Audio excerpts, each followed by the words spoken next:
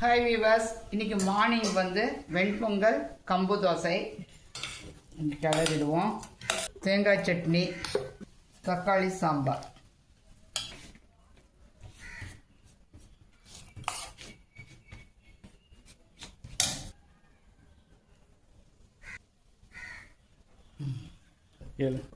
கம்பும் வெந்தயமும் போட்டு ஊற வச்சுருந்தேன், அதை ஆட்டி கரைச்சி வச்சுருந்தேன்.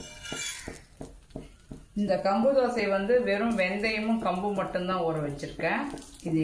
இது வந்து உங்களுக்கு வந்து வெயிட் லாஸ்,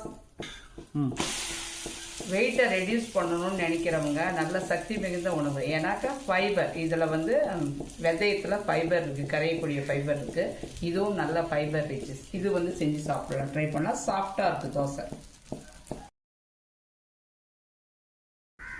நல்லா சாஃப்டாக இருக்குது கம்பு தோசை.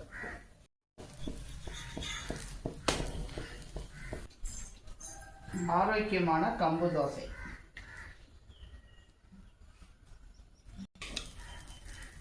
இது வெறும் கம்பும் ஒரு ஸ்பூன் வெந்தயம் தான் போட்டேன்.